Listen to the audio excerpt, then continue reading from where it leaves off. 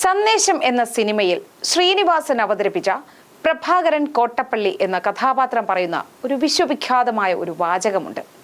പോളണ്ടിനെ കുറിച്ച് ഒന്നും പറയരുത് എന്നത്. അതിൻ്റെ സാഹചര്യം നോക്കിയാൽ തനിക്ക് പറയാൻ ഒന്നുമില്ലാതെ വരുമ്പോൾ, തോറ്റമ്പി നിൽക്കുമ്പോൾ പറയുന്ന ഒരു മുട്ടാപ്പൊക്ക് വാചകമായാണ് സിനിമയിൽ ആ ഭാഗം കാണിച്ചിരിക്കുന്നത്. എന്നാൽ സമീപകാല സാഹചര്യങ്ങളിൽ ആ പോളണ്ട് പലയിടത്തും നമ്മൾ കേട്ടുകൊണ്ടേയിരിക്കുകയാണ്. ചിലത് നമ്മൾ പെട്ടെന്ന് തിരിച്ചറിയും, ചിലത് നമ്മൾ അറിയാതെ കേട്ട് തള്ളും. അത്തരമൊരു പോളണ്ടായി കേരളം എന്ന വാക്ക് മാറുന്നതാണ് ഈ കഴിഞ്ഞ ദിവസം നടന്ന കേരള സ്റ്റോറി 2 ഗോസ് ബിയോണ്ട് എന്ന സിനിമയുടെ അണിയറ പ്രവർത്തകർ നടത്തിയ വാർത്താ സമ്മേളനത്തിൽ കാണാൻ കഴിഞ്ഞത്. ഇന്ന് നമ്മൾ കേരള സ്റ്റോറി 2 ഗോസ് ബിയോണ്ട് എന്ന സിനിമയുടെ വൈറലായ ആ ട്രെയിലറിനെ കുറിച്ചും വാർത്താ സമ്മേളനത്തിൽ കേരളത്തിൽ നിന്നുള്ള മാധ്യമ പ്രവർത്തകർ പ്രഭാകരൻ കോട്ടാപ്പള്ളിമാരായ സംഭവത്തെക്കുറിച്ചും ഒന്ന് സംസാരിക്കാനാണ് ഈ വീഡിയോയിലൂടെ ശ്രമിക്കുന്നത്. ആദ്യം നമുക്ക് ആ ട്രെയിലറിനെ ഒന്ന് ഡീകോഡ് ചെയ്യാം. അതിനു മുൻപ് ആ ചിത്രത്തിന്റെ പേരിന്റെ അർത്ഥം കൂടി ഒന്ന് മനസ്സിലാക്കേണ്ടതുണ്ട്. സിനിമയുടെ പേര് കേരള സ്റ്റോറി 2 ഗോസ് ബിയോണ്ട് എന്നാണ്. അതിന്റെ വാക്കിലെ അർത്ഥം കേരള സ്റ്റോറി അതിരുകൾ ഭേദിച്ച് പുറത്തേക്ക് കടക്കുന്നു എന്നാണ്. അതിലൂടെ തന്നെ ഈ കഥ കേരളത്തിൽ നടക്കുന്നതല്ല എന്ന് അവർ സൂചിപ്പിക്കുന്നുണ്ട്. അതായത് കേരള സ്റ്റോറിയിൽ പറഞ്ഞ കഥ കേരളത്തിൽ ഒതുങ്ങുന്നതല്ല, മറിച്ച് കേരളത്തിന് പുറത്തേക്കും വ്യാപിച്ചിരിക്കുന്നു. ആ കഥയാണ് ഈ രണ്ടാം ഭാഗം എന്നതാണ് പേരിൽ നിന്ന് തന്നെ വ്യക്തമാവുന്നത്. ഇനി ട്രെയിലറുകളൊന്ന് നോക്കാം. യഥാർത്ഥത്തിൽ ഇപ്പോൾ വൈറലായ ആ ട്രെയിലർ സൺഷൈൻ പിക്ചേഴ്സിന്റെ ഔദ്യോഗിക ചാനലിൽ മാത്രം ഇതിനകം കണ്ടത് 2.5 കോടിയിലേറെ പേരാണ്. PVRന്റെയും മറ്റു ചാനലുകളുടെയും അതിൻ്റെ എത്രയോ മടങ്ങ് പ്രചാരവും ലഭിച്ചു കഴിഞ്ഞു. എന്നാൽ രസകരമായ വസ്തുത ഈ സിനിമയുടെ ആദ്യത്തെ ട്രെയിലർ ആയിരുന്നില്ല അത് എന്നതാണ്. ഒരു മാസം മുൻപ് ഈ സിനിമയുടെ ആദ്യ ടീസർ വന്നിരുന്നു ഇതേ ചാനലിൽ തന്നെ. അത് ആകെ കണ്ടിരിക്കുന്നത് കേവലം 19,000 പേർ മാത്രമാണ്. അത് കഴിഞ്ഞ് 3 ആഴ്ച മുൻപ് ആദ്യത്തെ ട്രെയിലർ വന്നു. അന്ന് അതും വളരെ കുറച്ച് ആളുകൾ മാത്രമാണ് കണ്ടത്. അതിലും ഈ പറഞ്ഞ പോലെ ലവ് ജിഹാദിനെ കുറിച്ചുള്ള കാര്യങ്ങൾ തന്നെയാണ് സൂചിപ്പിച്ചിരുന്നത്. എന്നാൽ അതിനുശേഷം ഇക്കഴിഞ്ഞ ദിവസമാണ് ഈ വൈറലായ ട്രെയിലർ വന്നത്. അതോടെയാണ് ഇങ്ങനൊരു സിനിമയുടെ രണ്ടാം ഭാഗം ഇറങ്ങുന്നുവെന്ന് വലിയ പ്രചാരം വന്നത്. എന്തായിരുന്നു ആദ്യ 2 ട്രെയിലറുകളെ അപേക്ഷിച്ച് ഈ ട്രെയിലറിന്റെ പ്രത്യേകത? ഇതിൽ ഒരു രംഗത്തിൽ ഒരു പെൺകുട്ടിയെ ബീഫ് കഴിക്കാൻ നിർബന്ധിക്കുന്ന ഒരു രംഗമാണ്. അതോടെ കേരളത്തിലെ സോ കോൾഡ് പുരോഗമനവാദികൾ ഉണർന്നു. കേരളത്തിൽ എവിടെയാണ് ഇങ്ങനെ ഒരു സംഭവം എന്ന് ആക്രോശങ്ങളായി. നാടുനീളെ DYFIയുടെ ബീഫ് ഫെസ്റ്റായി. ദേശീയ തലത്തിൽ തന്നെ ശ്രദ്ധ നേടുന്നത് അവിടെ മുതലാണ്. ആരും ശ്രദ്ധിക്കാതെ പോയ ആദ്യ 2 ശ്രമങ്ങൾക്കിപ്പുറം നിർമ്മാതാക്കൾക്ക് അവരുടെ ചിത്രം ഫെബ്രുവരി 27-ന് റിലീസാവാനിരിക്കെ വലിയ ശ്രദ്ധ നേടേണ്ടത് ആവശ്യമായിരുന്നു. അത് കൃത്യമായി സഖാക്കൾ തന്നെ നടത്തിക്കൊടുത്തു. വിപുൽ ഷാ നിർമ്മിച്ച ആദ്യ ഭാഗം 15 കോടിയോളം ചെലവാക്കിയാണ് നിർമ്മാണം പൂർത്തിയാക്കിയത്. എന്നാൽ ബോക്സ് ഓഫീസിൽ 300 കോടിയിലധികമാണ് ചിത്രം നേടിയതും. എന്ത് വിമർശനങ്ങൾ ഉന്നയിച്ചാലും ഒരു കലാസൃഷ്ടി എന്ന നിലയിലും വാണിജ്യ ഉൽപ്പന്നം എന്ന നിലയിലും കേരള സ്റ്റോറി വൻ വിജയം തന്നെയായിരുന്നു നേടിയത്. അതിനവരെ സഹായിച്ചത് ഒരുപക്ഷെ ആ സിനിമ ആർക്ക് വേണ്ടിയാണോ പ്രൊപ്പഗാൻഡ ലക്ഷ്യമിട്ടത് അവരെ കൊണ്ടായിരുന്നില്ല, മറിച്ച് എതിർക്കുന്നവരാണ് ആ സിനിമയുടെ പ്രചാരണം ഏറ്റെടുത്തത്. ഇപ്പോൾ അതിൻ്റെ രണ്ടാം ഭാഗത്തിനും സമാന സാഹചര്യമാണ് ഇപ്പോൾ ഉരുത്തിരിഞ്ഞു വന്നിരിക്കുന്നത്.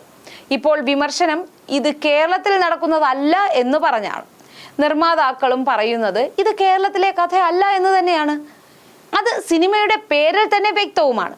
കേരള സ്റ്റോറി കേരളത്തിന് പുറത്തേക്ക് വ്യാപിക്കുന്നു എന്നതാണ് സിനിമയുടെ പേര് തന്നെ ഉദ്ദേശിക്കുന്നത്. അതിൽ നിന്ന് ഒറ്റ നോട്ടത്തിൽ തന്നെ മനസ്സിലാവുന്നത് കേരളത്തിൽ നടന്ന കഥകൾ കേരളത്തിന് പുറത്തും നടക്കുന്നുവെന്നും അതാണ് സിനിമയുടെ ഇതിവൃത്തമെന്നുമാണ്. അപ്പോൾ പിന്നെ കേരളത്തിലെ കഥ അതിലെവിടെ എന്ന് ചോദിച്ച് നടക്കുന്നതിൽ എന്ത് കാര്യമാണുള്ളത്? കേരളവുമായി ബന്ധമില്ലാത്ത കഥയ്ക്ക് കേരള സ്റ്റോറി എന്ന് പേരിട്ടത് ശരിയായില്ല എന്ന് വേണമെങ്കിൽ പറയാം. പക്ഷേ അതിന് നിർമ്മാതാക്കൾക്ക് അവരവരുടേതായ വിശദീകരണവും ഉണ്ടാവും. ഓരോ സിനിമയുടെയും രണ്ടാം ഭാഗവും മൂന്നാം ഭാഗവും ഒക്കെ ഇറങ്ങുമ്പോൾ ആ പേരിന്റെ ഒരു ഭാഗം അതിനൊപ്പം ഉണ്ടാവുന്നത് സ്വാഭാവികമാണ് എന്നതുകൂടി നമ്മൾ ഓർക്കേണ്ടതുണ്ട്. സിനിമ പുറത്തിറങ്ങുന്നതിന് മുൻപായി അണിയറ പ്രവർത്തകർ നടത്തിയ വാർത്താ സമ്മേളനത്തിൽ വോട്ട് ചോരി വാർത്താ സമ്മേളനത്തിൽ രാഹുൽ ഗാന്ധി അണിനിരത്തിയതുപോലെ 35-ലധികം ലവ് ജിഹാദ് ഇരകളെ വേദിയിലെത്തിച്ചിരുന്നു. അവരിൽ എല്ലാവരും തന്നെ കേരളത്തിന് പുറത്തു നിന്നുള്ളവരായിരുന്നു. അതോടെ കേരളത്തിൽ നിന്നുള്ള മാധ്യമ പ്രവർത്തകർ ക്ഷുഭിതരാവുകയും ഇതിൽ കേരളത്തിലെ ആരും ഇല്ലല്ലോ എന്ന് വാദിക്കുകയും ചെയ്തു. അതോടെ സിനിമയുടെ അണിയറക്കാർ അതിന് ഇത് കേരളത്തിലെ കഥയാണെന്ന് എവിടെയാണ് പറയുന്നത്? കേരളത്തിൽ നടന്ന കഥ ഒന്നാം ഭാഗത്തിൽ പറഞ്ഞു കഴിഞ്ഞതാണ്. അതിന്റെ തെളിവുകളും ഇരകളുടെയും കുടുംബാംഗങ്ങളുടെയും അഭിമുഖങ്ങളും അഭിപ്രായങ്ങളും യൂട്യൂബിൽ പരിശോധിച്ചാൽ കിട്ടുമെന്നും ഇത് കേരളത്തിന് പുറത്തു നടന്ന കഥയാണ് എന്നും അവർ വ്യക്തമാക്കുകയാണ് ചെയ്തത്.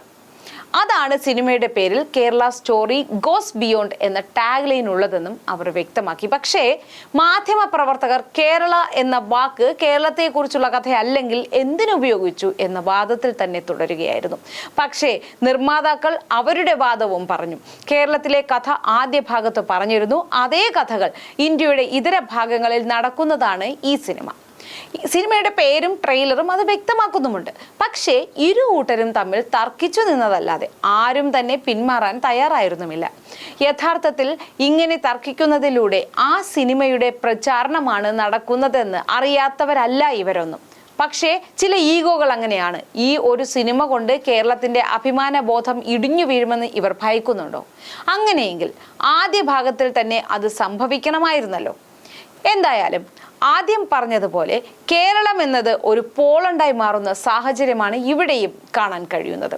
കേരളം എന്ന് കേട്ടാലോ തിളയ്ക്കണം, ചോര നമുക്ക് ഞരമ്പുകളിൽ എന്ന് എഴുതിയ വള്ളത്തോൾ പോലും ഇത്ര ചോരത്തിളപ്പ് പ്രതീക്ഷിച്ചു കാണില്ല. യഥാർത്ഥത്തിൽ ഈ ചോരത്തിളപ്പ് ഒരു പ്രാദേശികവാദത്തിന്റെ തുടക്കം കൂടിയാവുകയാണ്. തമിഴരും മറാഠികളുമാണ് ഇത്തരം പ്രാദേശിക അഭിമാന ബോധങ്ങൾ ഉയർത്തിപ്പിടിക്കുന്നതിൽ മുൻപന്തിയിൽ നിന്നിരുന്നത്. എന്നാൽ ഇപ്പോൾ നമ്പർ 1 എന്ന പേരിൽ നമ്മളും അതിലും ഒട്ടും കുറവല്ലാതെ ആ രംഗത്തേക്ക് വന്നിട്ടുണ്ട്. എന്തായാലും സിനിമയുടെ പേര് മുഴുവനായി വായിക്കാതെയോ അതിൻ്റെ അർത്ഥം മനസ്സിലാക്കാതെയോ ആണ് ഒരു കാര്യവുമില്ലാതെ ഈ സിനിമയെയും ഹിറ്റാക്കാൻ ഇവിടുത്തെ പുരോഗമനവാദികൾ അരയും തലയും മുറുക്കി ഇറങ്ങിയിരിക്കുന്നത്.